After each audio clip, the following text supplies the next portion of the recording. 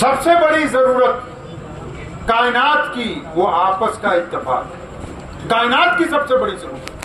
تبھی تو محمد رسول اللہ نے مسجد میں ایک امام دیا کہ سارے اس کے پیچھے کھڑے ہونا.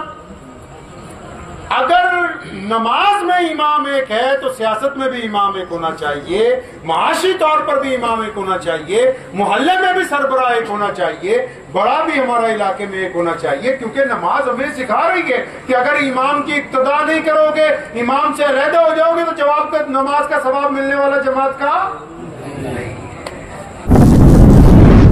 اللہ اکبر. ایک یقین تھا دل میں کہ خدا تو سنتا ہے جب کوئی دوسرا نہیں سنتا. عمر علی خان بھائی بیٹھے ہوئے, ان کی نظر.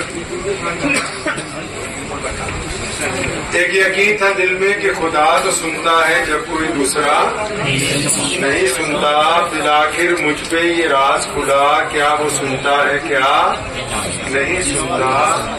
وہ سمیع و بصیر ہے لیکن بے عمل کی دعا نہیں سنتا. یہ فیصلہ ہے دین فطرت کا, یہ فیصلہ ہے دین فطرت کا کہ اس دلوں کی خدا نہیں سنتا. مدینہ منورہ میں جب ہمارے نبی علیہ الصلوۃ والسلام رہتے تھے تو ایک جنگ ہوئی, اس کو کہتے ہیں جنگ خندق. اس میں معاملہ یہ تھا کہ مدینے کے باہر سے بہت بڑی تعداد میں نبی علیہ الصلوۃ والسلام کے جو مخالفین تھے وہ مدینہ المنورہ میں چڑھائی کرنا چاہتے تھے. تو صحابہ نے مشورہ دیا کہ یا رسول اللہ صلی اللہ علیہ وسلم, ہمارے پاس کوئی قلعہ تو نہیں ہے, البتہ اگر مدینے کے چاروں طرف ایک کھائی کھود دیں جس کو خندق کہتے ہیں تو یہ ممکن ہو جائے گا کہ ہم لوگ اندر رہیں, دشمن کھائی کے اس طرف رہے, ہمیں نقصان نہ ہو. تو اس مشورے پر عمل ہوا. تو چنانچہ جن دنوں میں یہ کھدائی کرنی شروع کی تو بڑی گرمی کے دن تھے. دھیان سے سنی میری بات, بڑی گرمی کے دن تھے, قحط پڑا ہوا تھا, یعنی کھانے پینے کی چیزیں پوری میسر نہیں تھی. اور روزانہ یہ بھی خبر آ جاتی تھی کہ دشمن اتنے کلومیٹر اور آگے آ گیا. تو آخری دنوں میں اچانک کچھ صحابہ نے نبی علیہ السلام کو آ کے اطلاع دی کہ یا رسول اللہ صلی اللہ علیہ وسلم کہ فلاں جو علاقہ ہے خندق کا, یعنی جو کھائی چاروں طرف کھود لیں, اس میں فلاں علاقے میں زمین میں بڑے بڑے پتھر آ گئے, پتھر کی سلیب آ گئی ہے, وہ تو ٹوٹ ہی نہیں رہی. اب نبی علیہ السلام نے جب یہ بات سنی تو آپ علیہ السلام نے فرمایا میں خود جا کے دیکھوں. آپ علیہ الصلوۃ والسلام موقع پر پہنچے تو نبی علیہ الصلوۃ والسلام نے جس طرح دنیا میں جو بڑے لوگ ہوتے ہیں یا بڑی عہدوں پہ ہوتے ہیں یا گھر میں جو بڑے ہوتے ہیں, جب چھوٹا کوئی کام نہیں کرتا تو پہلا کام تو ان کا ہوتا ہے اس کو ڈانٹنا. پہلا کام ہوتا ہے کہ جس نے کام نہیں کیا اس کی بے عزتی کرنا, باز پرس کرنی, پوچھنا, وجہ پوچھنی. تو ہمارے نبی علیہ الصلوۃ والسلام پھر گرمی کا دن ہے, شدت کی دھوپ پڑ رہی ہے, قحط ہے, پیاسے ہیں تمام لوگ. نبی علیہ السلام موقع پہ پہنچے, دیکھا کہ بھئی یہ تو ان سے خود ہی نہیں. تو آپ صلی اللہ علیہ وسلم نے یہ نہیں فرمایا بھی کیسے نہیں ہوئی, اتنی دیر لگا دی, دشمن نزدیک آ گیا, نقصان ہو سکتا ہے, کچھ نہیں فرمایا. نبی علیہ السلام نے فرمایا بھی یہ جو ہتھوڑی ہے یہ مجھے دے دے. تو نبی علیہ الصلوۃ والسلام نے اپنے مبارک ہاتھ سے ضرب لگائی اس پہاڑی پر, تو پہلی ضرب میں ٹوٹ گئی. تو کیا فرمایا نبی علیہ السلام نے؟ فرمایا اللہ تعالیٰ نے فارس کی چابیاں, فارس ایک دیش ہے عرب کے ساتھ جس کو مصر کہتے ہیں, فرمایا اللہ نے فارس کی چابیاں مجھے دے دی. دوسری ضرب لگائی, وہ بالکل ٹوٹ گیا. فرمایا اللہ نے کیسر و کسرا بھی مجھے عطا فرما. اب بات آپ کی سمجھ آئی نہیں آئی؟ ابھی بھی سمجھ, دوبارہ سنیے. قحط پڑا ہوا ہے, کھانے کو کچھ نہیں, پیاس بھی ہے, دشمن کا بھی خطرہ سر پہ ہے, اپنے آپ کو محفوظ بھی کرنا ہے.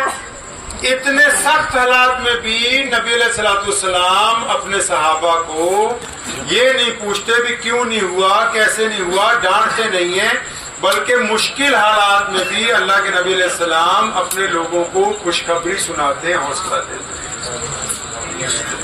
یعنی یہ رسول اللہ صلی اللہ علیہ وسلم کی سنت ہے کہ آپ کی زندگی میں اگر کوئی آپ کی ذاتی زندگی میں پرسنل لائف میں کوئی پریشانی آ جائے, کوئی دکھ آ جائے, کوئی تکلیف آ جائے, کوئی بیماری آ جائے, کوئی کاروبار جو ہے آپ آپ کا پیچھے رہ جائے، آپ کے رشتہ داروں میں کوئی پریشانی ہو جائے، ذاتی طور پر کسی سے اختلاف ہو جائے، مذہبی ہو، سیاسی ہو، تو ان تمام حالات میں محمد رسول اللہ نے امت کو کیا سمجھایا؟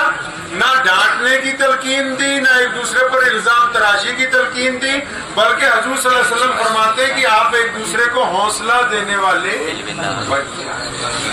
ہم لوگ کیا کرتے ہیں؟ جب کوئی بندہ بیمار ہوتا ہے تو جیسے ہم ملنے جاتے ہیں اس سے، تو ہم لوگ جان بوجھ کے اس کو کہتے ہیں کہ یار تو پہلے سے تو بڑا کمزور نظر آ رہا ہے، اب اس کا دل بیٹھ جاتا ہے۔ شریعت کہتی ہے یہ حرام ہے، کسی کو ڈرانا کسی بھی معاملے میں یہ حرام ہے۔ ہم جاتے ہیں پھر باتیں کرتے کرتے کہتے ہو اجی ہمارے تایا ابو بھی اسی بیماری سے چل بسے۔ اب ہم دل میں تو سوچتے ہیں کہ ہم اس کو ڈرا رہے ہیں، پریشان کر رہے ہیں، لیکن اللہ کریم کو یہ ادا پسند نہیں، اللہ تعالیٰ کو یہ بات نہیں پسند۔ جو بندہ بندے کو ڈرانا چاہتا ہے، بندہ بندے کو خوفزدہ کرنا چاہتا ہے، آپ نے سنا ہوگا، آپ دیکھتے ہیں نا بڑے بڑے محل، کئی بڑی بڑی کوٹھیاں، کئی بڑی بڑی عمارتیں ویران ہو گئی ہیں۔ ابھی کلکتہ میں ایک بہت رئیس آدمی کا گھر کا دروازہ توڑا NGO والوں نے، تو اندر سے اس کے بستر پہ سے باپ کا کنکال ملا، ماں کے بیڈ روم میں سے اس کا ملا، ایک ان کا بیٹا زندہ بچا ہوا تھا، بہن جو تھی اس کی وہ بھی۔ تو وہ تو بہت بڑے آدمی تھے، بڑے بڑے اسکالر تھے۔ ابھی ہمارے یہاں موہالی میں ریٹائرڈ 2 افسران جو تھے ان کے گھر کا دروازہ توڑا گیا، تو پتہ لگا بیوی کو مرے ہوئے کئی مہینے ہو گئے، تو بستر پر بڑی بڑی سڑ کے ہڈیاں رہ گئی، خود جو ہے اپنا ہی گند کھا رہا ہے۔ کیا ہو گیا ان کو؟ ایسا ہوا کیوں؟ آپ نے سنا ہوگا نا پہلے بڑے بڑے لوگ ہوتے تھے، یہ ہوتے تھے، آج کچھ بھی نہیں۔ ایسا ہوتا کیوں ہے؟ آپ کیا سمجھتے کہ وقت بدل گیا؟ ان کا وقت نہیں بدلا۔ حدیث قدسی ہے، نبی علیہ السلام نے اس بیماری کی وضاحت فرمائی ہے کہ بڑے بڑے لوگ کیسے برباد ہو جاتے ہیں، اچھے گھر کیسے خراب ہو جاتے ہیں، اچھے اچھے عالم کیسے نیچے چلے جاتے ہیں، اچھے اچھے مالدار غریب کیسے ہو جاتے ہیں، اچھے اچھے پڑھے لکھے ان کی مت کیسے، دماغ کیسے ان کا ختم ہو جاتا ہے۔ نبی علیہ السلام فرماتے ہیں صحابہ کو ایک دن فرمایا اللہ تبارک و تعالیٰ کے حضور اچانک ایک دن ایک فرشتہ پہنچتا ہے۔ اب اس حدیث کو مسلمان، ہندو، سکھ، عیسائی اینگل سے نہیں دیکھنا ہے، انسانوں والے حساب سے دیکھنا ہے۔ آگے بات سمجھ میں نہیں؟ یعنی اللہ کریم رب العالمین ہے۔ قرآن پاک کی جو آیت ہے نا الحمدللہ رب العالمین، اللہ تعالیٰ نے یہاں رب کا لفظ استعمال کیا کیونکہ اللہ کریم پوری کائنات کا پالن ہار ہے، پوری کائنات کا، اس میں کوئی بھی ہو، چاہے وہ کسی مذہب کے ماننے والے۔ اللہ کو سب لوگ، سارے بندے اپنے بڑے پسند ہیں، سارے بندے اللہ کریم کو بڑے پسند ہیں۔ اور نبی علیہ السلام کیا فرما رہے ہیں؟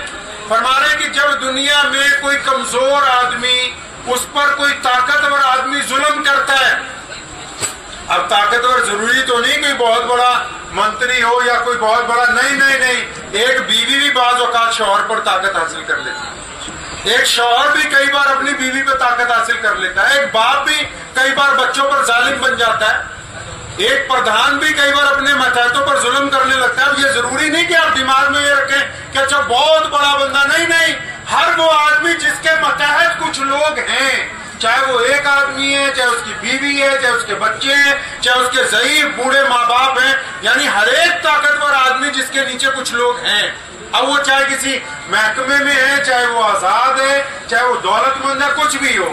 اب نبی علیہ السلام فرماتے ہیں کہ ایک طاقتور آدمی جب کسی مظلوم کو گالی دیتا ہے اور وہ مظلوم سامنے سے ڈر جاتا ہے، کیا ہوتا ہے جی؟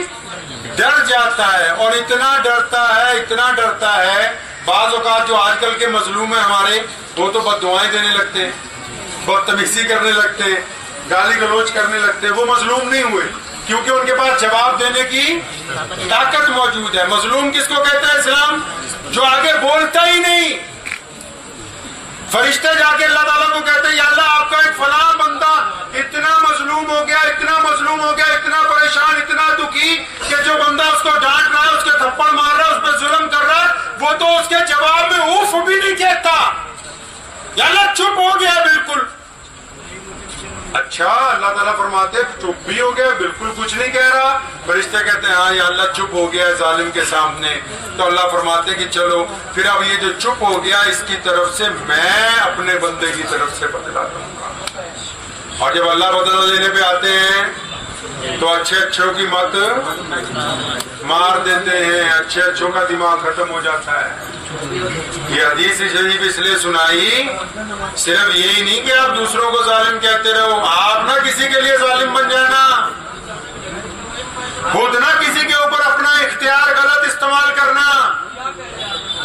پکڑ آنے والی ہے زبردست، اگر باپ زیادہ بوڑھا ہو گیا اور تیری بدتمیزیاں عروج پر ہیں اور اب وہ باپ اس خوف سے بولتا ہی نہیں کہ کہیں تھپڑ نہ مار دے، تو پھر اللہ تبارک و تعالیٰ نے بدلہ لینا ہے۔ اگر کوئی ملازم اس خوف سے نہیں بولتا کہ یہ میرا جو چودھری ہے، میرا جو صدر ہے، یہ میری لوگوں کے سامنے بے عزتی کر دے گا، میرے تھپڑ مار دے گا، تو پھر اس کے اندر جو خوف آیا ہے اس کا بدلہ اللہ کریم لینے والے ہیں۔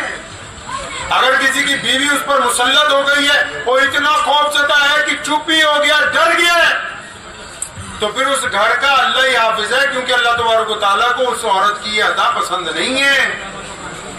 ہمیں سب سے پہلے اس وقت بڑی ضرورت کیا ہے، ہماری پریشانی کیا ہے؟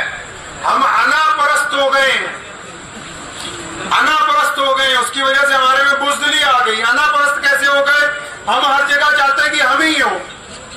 اب چاہے مولوی بھی ہوں، میں بعض اوقات کہتا ہوں کچھ ناراض ہو جاتے ہیں، میں کہا ہماری حالت تو یہ ہے کہ اشتہار میں اگر نام اوپر نیچے ہو جائے نا تب بھی بڑھنا پڑ جائے کہ بھائی فلاں مولوی کا اوپر کیسے ہوا، ہمارا نیچے کیسے ہوا۔ محمد رسول اللہ نے ہمیں کیا سکھایا؟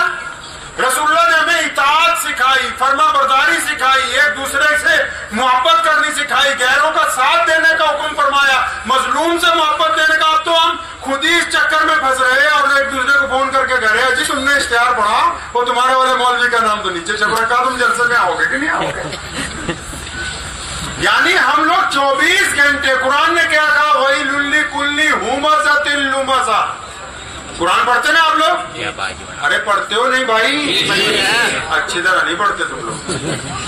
کسی کا بھی باپ مر جائے مدرسے والوں کے پاس آ جاؤ جی قرآن پڑھاؤ، اس کا مطلب خود نہیں پڑھتے تم۔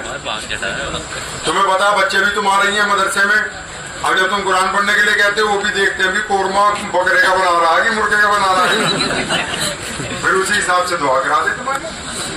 اب یہ بدقسمتی ہے کہ نہیں کہ ہم خود اپنے والدین کے لیے دعائیں نہیں کرتے؟ قرآن پاک ہمیں نصیحتیں کرتا ہے۔ آپ کبھی قرآن شریف پڑھیے، قرآن آپ سے بات کرتا ہے۔ خدا کی قسم کائنات کی آج بھی اتنی ایڈوانس کتاب ہے، وہ ہو سکتا ہے کہ واٹس ایپ یونیورسٹی پر کچھ لوگ نعوذ باللہ قرآن پاک کے خلاف بولتے ہیں، لیکن وہ بھی اگر قرآن پڑھ لیں، آپ بھی اگر قرآن پڑھ لیں، میرا یہ دعویٰ ہے آپ جب قرآن پڑھنا شروع کریں گے، پہلا پارہ پڑھتے پڑھتے آپ کو یہ یقین ہو جائے گا کہ یہ کتاب آج ہی آئی ہے، میرے لیے آئی ہے، میرے سے باتیں کرتی ہے، میرے دکھ جانتی ہے، میری تکلیفیں جانتی ہے، میرے جذبات کی ترجمانی کرتی ہے، مجھے سیدھا راستہ بتانے کے لیے تیار ہے۔ اللہ تعالیٰ اس انداز سے اپنے بندے کے ساتھ گفتگو کرتے ہیں قرآن پاک میں، اس انداز سے اپنے بندے سے گفتگو کرتا ہے۔ قرآن پاک میں اللہ کیا کہہ رہے ہیں؟ وَيْلٌ لِّكُلِّ هُمَزَةٍ لُمَزَةٍ۔ اللہ فرماتے ہیں ویل اور تباہی ہے ان لوگوں کے لیے جو دوسروں کے عیب تلاش کرتے پھرتے ہیں پھر ان کو آگے سپلائی کرتے ہیں۔ اللہ کو یہ بات نہیں پسند۔ آپ لوگ تو آپ نے سنا ہوگا الگ الگ طبقے کے لوگ ہیں، اگر میں سیاستدان ہوں گا میں آپ کو کہوں گا سیاست میں آگے آئیے، اگر میں تعلیم یافتہ ہوں گا میں آپ کو کہوں گا تعلیم میں آگے آئیے، اگر میں تبلیغی جماعت میں ہوں گا آپ کو کہوں گا نماز پڑھتے رہیے، اگر میں مولوی ہوں گا تو میں کہوں گا اپنے بچوں کو دین پڑھائیے۔ لیکن یاد رکھو قوم مذہب سے ہے، مذہب جو نہیں کچھ بھی نہیں، ربط باہم جو نہیں محفل انجم بھی نہیں۔ سب سے بڑی ضرورت کائنات کی وہ آپس کا اتفاق، کائنات کی سب سے بڑی ضرورت۔ تبھی تو محمد رسول اللہ نے مسجد میں ایک امام دیا کہ سارے اس کے پیچھے کھڑے ہونا۔ اگر نماز میں امام ایک ہے تو سیاست میں بھی امام ایک ہونا چاہیے، معاشی طور پر بھی امام ایک ہونا چاہیے، محلے میں بھی سربراہ ایک ہونا چاہیے، بڑا بھی ہمارا علاقے میں ایک ہونا چاہیے، کیونکہ نماز ہمیں سکھا رہی ہے کہ اگر امام کی اقتداء نہیں کرو گے، امام سے علیحدہ ہو جاؤ گے تو جواب کا نماز کا ثواب ملنے والا جماعت کا نہیں۔ ہم دین کو اس لحاظ سے نہیں سمجھتے۔ ابھی میں کل پرسوں ناگپور گیا تو مجھے جتنے دینی لوگ ملے انہوں نے ایک ہی رونا رویا کہ نوجوان نشہ کرتے پئے ہیں، نوجوان بدتمیزی کرنے لگے۔ تو میں نے ان کو پوچھا بھائی کوئی بات نہیں، خاموش کھڑے ہو جاؤ 2 منٹ، کوئی بات نہیں۔ تو میں نے ان کو بڑی قیمتی بات پوچھی، آپ بھی پلے باندھ لو، یہاں جو مولوی حضرات بیٹھے وہ بھی۔ میں نے کہا بھائی یہی کہتے رہو گے کہ نوجوان نشے میں ہیں یا نوجوان کہنا نہیں مان رہے یا شادیوں میں خرافات کر رہے، کیا محمد رسول اللہ صلی اللہ علیہ وسلم صرف نماز ہی پڑھاتے تھے؟ کیا صرف انہوں نے یہی کہا کہ نماز پڑھو، قرآن پڑھو، تسبیح کرو؟ نہیں، جن کو نماز پڑھاتے تھے، جن کو تسبیحات سکھاتے تھے، فارغ وقت میں ان کو کہتے تھے آؤ میدان میں ہمارے ساتھ ایک بازی لگا لو گھوڑ سواری۔ فارغ وقت میں کہتے تھے آؤ ہمارے ساتھ کوئی کھیل کھیل لو۔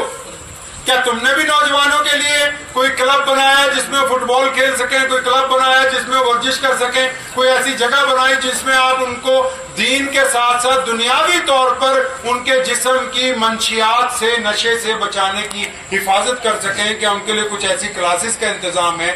اگر آپ یہ سمجھتے ہیں کہ صرف دین عبادت کا نام ہے تو پھر ابھی آپ کو دین کے باقی پہلو پتہ ہی نہیں کہ محمد رسول اللہ تو ایک دن اچانک اٹھے، واکنگ کرنے لگے، سیر کرنے۔ آپ کو پتا ہمارے نبی علیہ السلام روز واک کرتے تھے، ڈیلی سیر کرنے کے لیے جاتے تھے۔ کہاں تک؟ احد پہاڑ تک۔ آپ مدینے میں جائیے، ہم جیسا بھی بندہ نا اگر آج مدینے جائے گا تو ٹیکسی لے کے جاتا ہے احد پہاڑ تک، اور نبی علیہ السلام روز پیدل۔ اور ایک دن نکلے گھر سے اور فرمانے لگے، ہم سب کی ماں امی عائشہ رضی اللہ تعالیٰ عنہ ساتھ میں تھی، فرمانے لگے عائشہ چل دوڑ لگانی میرے ساتھ۔ اندازہ لگاؤ کون کہہ رہا ہے، کون کہہ رہے ہیں بات؟ محمد رسول اللہ۔ فرمایا جی یا رسول اللہ چلو دوڑ لگاتے ہیں۔ اب دوڑ لگائی، امی عائشہ رضی اللہ عنہ آگے بڑھ گئی۔ جب پھر دوبارہ نکلے فرمایا چل دوبارہ دوڑ لگاتے ہیں، تو اس دفعہ نبی علیہ السلام آگے بڑھے تو فرمایا اب حساب کتاب برابر ہو گیا۔ تم نے سنا کسی مولوی کو ایسے کرتا ہوا؟ نبی علیہ السلام بازار میں نکلے، آپ علیہ السلام کے ایک صحابی ہیں، ان کا نام ظاہر ہے رضی اللہ تعالیٰ، وہ بڑے قریب ہیں، بدو ہیں، کالے ہیں، پسینے سے بھرے رہتے ہیں۔ اب نبی علیہ السلام پیچھے سے گئے، جا کے ان کی آنکھوں پر ایسے ہاتھ رکھ لے اس طرح۔ اب یہ بھی تو سنت ہے کہ اپنے کسی دوست کی دلجوئی کرنا۔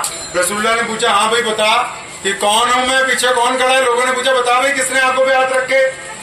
تو وہ کہنے لگا کہ ارے یہ تو 10 گلیاں پار سے گزر جائیں تب ان کی خوشبو آ جاتی ہے، محمد رسول اللہ ہے اور کون ہے؟ اب پیارے نبی علیہ السلام اپنے صحابہ سے شغل بھی فرماتے ہیں۔ حضور صلی اللہ علیہ وسلم کے ایک صحابی ہیں، منیم ان کا نام ہے، اور بدری صحابی ہیں نبی علیہ السلام کے۔ یہ واقعہ تمہیں اس لیے سنا رہا ہوں یہ پتہ لگ جائے کہ دین مسجد میں بھی ہے، گھر میں بھی ہے، دوستوں کے ساتھ بھی ہے، سیاست میں بھی ہے، اخلاق میں بھی ہے، کاروبار میں بھی ہے۔ ہم مار کہاں کھا رہے ہیں؟ ہم نے کہا صرف دین مسجد تک کی ہے۔ اب منیم جو ہے نبی علیہ السلام کا مذاقیہ صحابی ہے۔ آپ صلی اللہ علیہ وسلم کہیں گئے، سفر کرتے تھے جیسے تبلیغ کے سفر، تو ایک جگہ خیمہ لگا۔ اب یہ منیم جو ہے بلال کے پاس گئے رضی اللہ عنہ، بلال یار کچھ کھلا مال، میرے پاس اتنا کچھ پڑا ہے۔ تو بلال رضی اللہ عنہ ذرا ناراض ہوئے، فرمایا جب دسترخوان لگے گا نا تبھی دیں گے، ایسے نہیں دیتے۔